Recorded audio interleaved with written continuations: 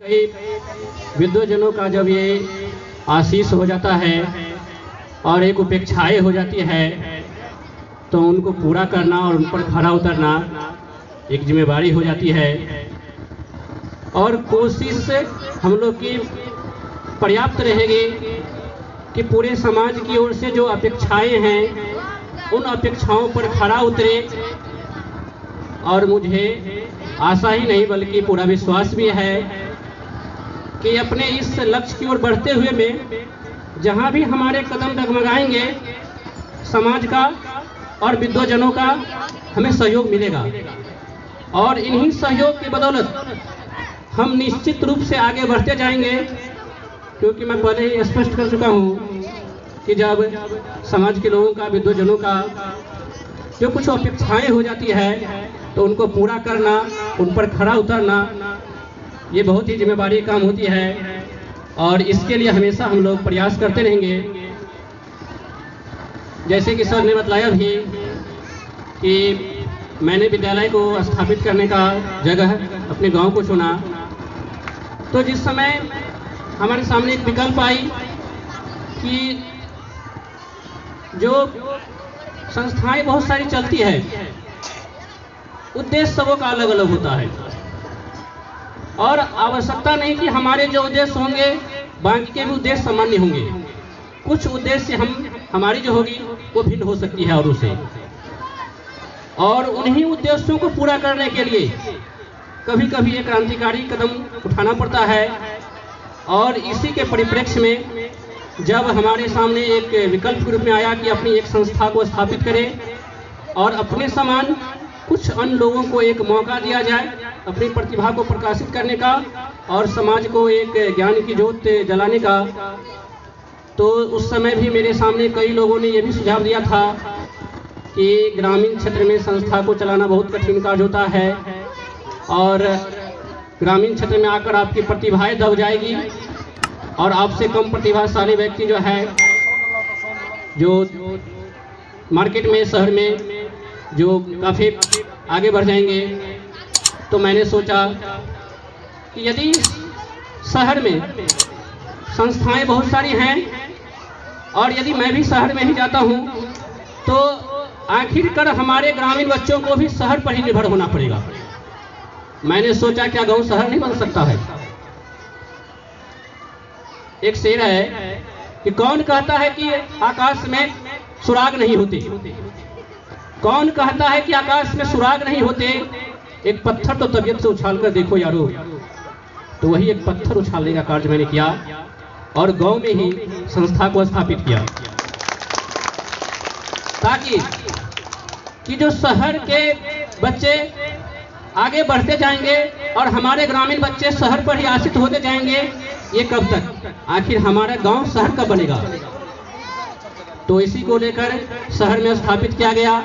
और उस समय हमारे सामने स्वाभाविक रूप से थी संघर्ष काफी अधिक थे और हमें धैर्य रखना था। और हमें ही नहीं बल्कि हमारे पूरे टीम को धैर्य से कार्य करना पड़ा। और जिस धैर्य से आगे बढ़ते हुए हम लोगों ने प्रयास किया, उनके लिए हम जितने हमारे सहयोगी शिक्षक हैं, अभिभावक हैं, ग्रामीण हैं, सबों का सहयोग हमें मिलता रहा और सभी के प्रति मैं एक आभार व्यक्त करता हूं। स्वाभाविक रूप से आज का दिवस बहुत ही मूल्यवान है, बहुत ही अद्वितीय है और वैसे तो समय का हर एक कण मूल्यवान होता है, फिर भी कुछ तिथि ऐसे हो जाती है जो काफी मूल्यवान हो जाती है।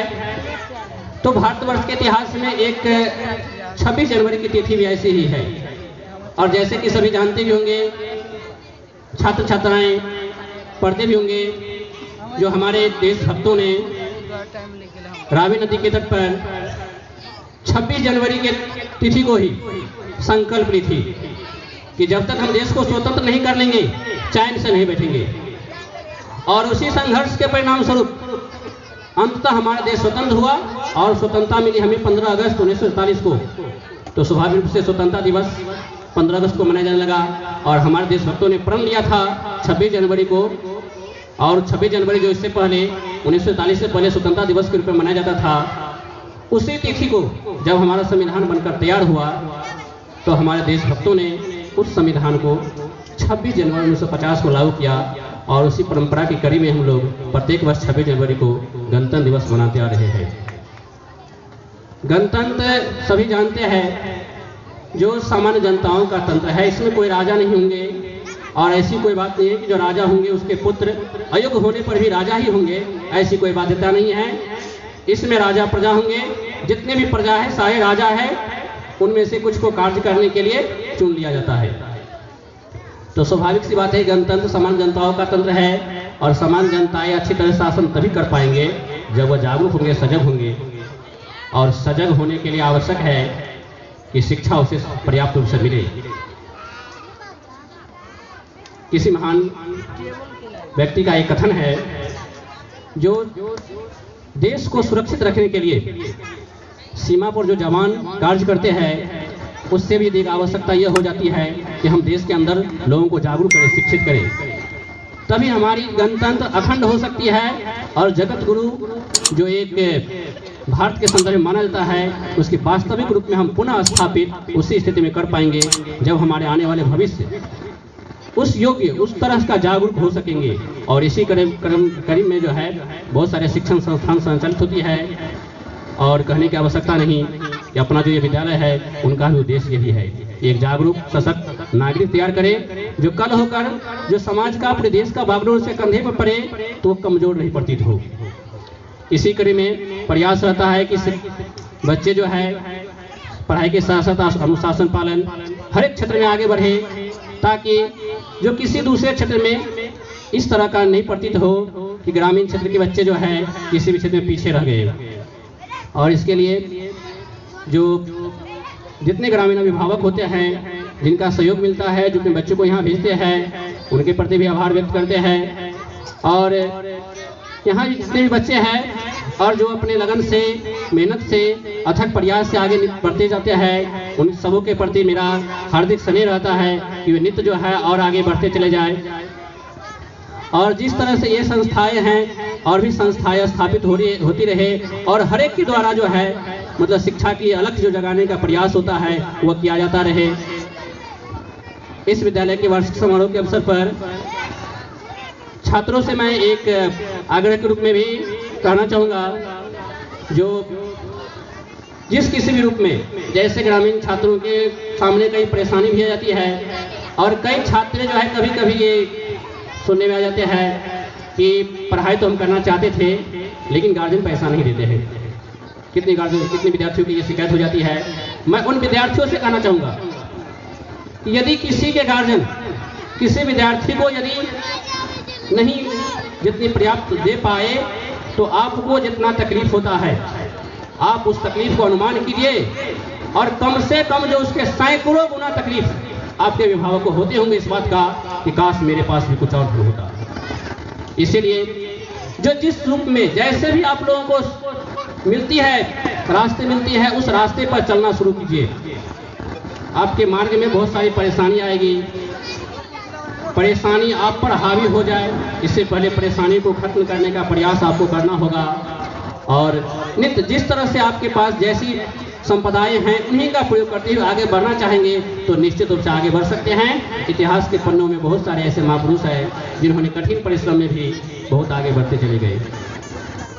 तो चूंकि आज इस उद्घाटन समारोह और वार्षिक समारोह के साथ साथ सांस्कृतिक कार्यक्रम भी है और समय की भी अपनी सीमाएं होती है, इन्हीं सब बातों को ध्यान में रखते हुए और आगे की ओर बढ़ते जाएंगे।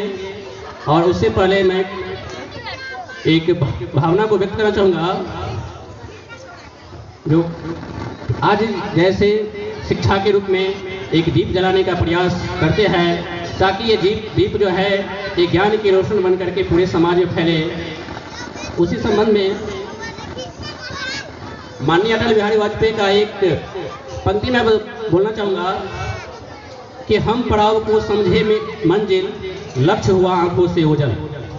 हम पड़ाव को समझे मंजिल, लक्ष्य हुआ आंखों से ओझल। वर्तमान के मोह जाल में आने वाला कल न भुलाए। वर्तमान के मोह जाल में आने वाला कल न भुलाए। आओ फिर से दिया जलाए, आओ फिर से दिया जलाए। तो ज्ञान का रोशन करते रहना है, हमें ज्ञान की ज्योत जलाते रहना है। और इन्हीं शब्दों के साथ कार्यक्रम की ओर आगे बढ़ते हैं।